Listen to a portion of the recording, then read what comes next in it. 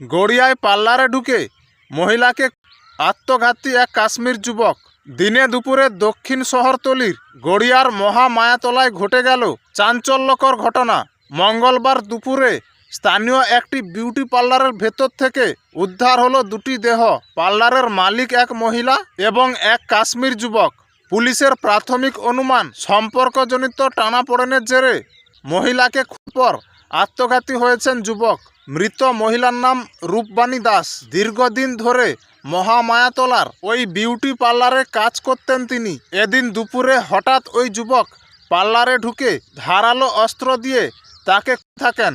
অবস্থায় ঘটনাস্থলেই লুটিয়ে পড়েন রূপবাণী। খবর পেয়ে নরেন্দ্রপুর থানার পুলিশ দ্রুত ঘটনাস্থলে পৌঁছে মহিলাকে হাসপাতালে নিয়ে যায়। চিকিৎসকরা তাকে মৃত বলে ঘোষণা করেন। পরে পার্লারের ভেতর থেকে উদ্ধার হয় যুবকের দেহ।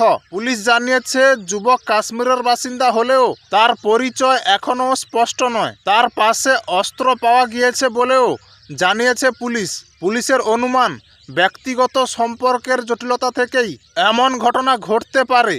তবে এটি আত্মহত্যা নাকি অন্য কিছু উদ্দেশ্য রয়েছে তা জানতে তদন্ত চলছে।